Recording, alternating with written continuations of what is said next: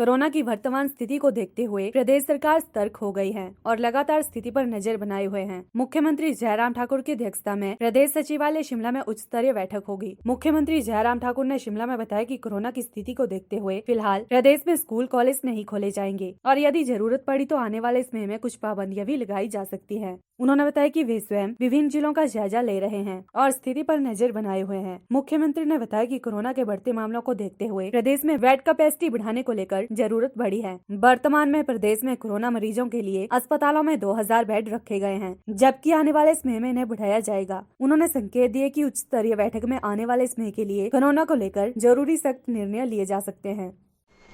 निश्चित रूप से ये संभावनाएं हमारे सामने भी आने वाले समय में हो सकती हैं, क्योंकि संक्रमण बहुत तेजी से फैल रहा है।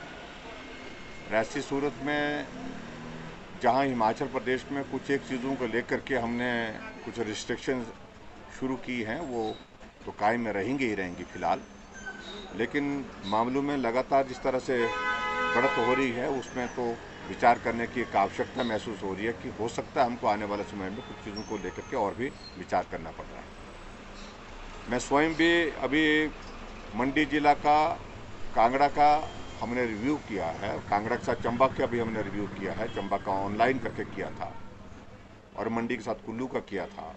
कल मैं सोलन जिला के रिव्यू के लिए जा रहा हूँ नालागढ़, उसके बाद फिर मैं परसों में ऊना भी जाऊँगा।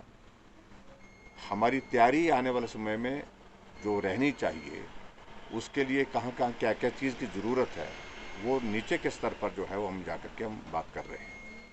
और जहाँ रिस्ट्रिक्शन की बात है, आने वाले समय में आज भी हम शाम को 5 बजे बैठने वाले हैं ओवरऑल रिव्यू पर, उस पर हम विचार करेंगे। अगर कुछ और करने की जरूरत होगी निश्चित रूप से करेंगे। सर, आज से 7 हेवी लोडेड स्टेट्स के लिए जो है वो 16 से आरटीपीसीआर रिपोर्ट लाने के लिए एडवाइजरी जारी की है।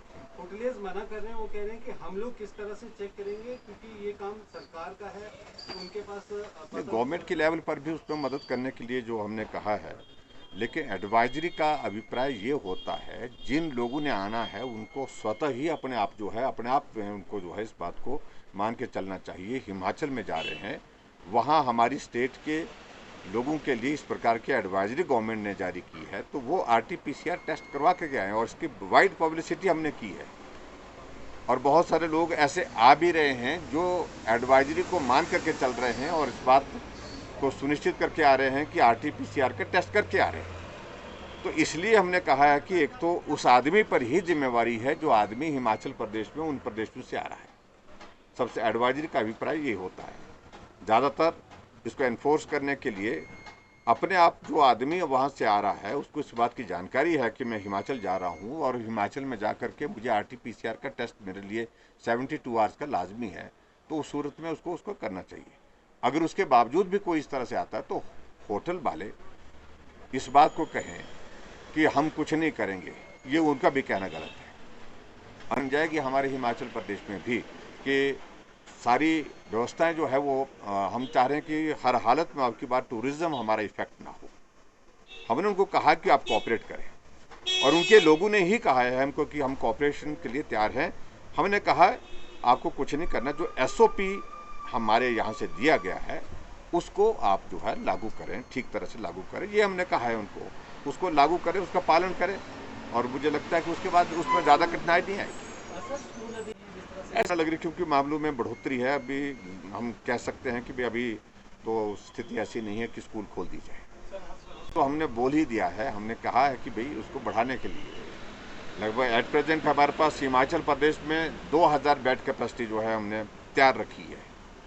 पर ऐसी सूरत में अगर बढ़ते हैं मामले तो बेड कैपेसिटी को और ज़्यादा बढ़ाने की आवश्यकता है। PLTV के लिए शिमला से पुष्पेंद्र की रिपोर्ट।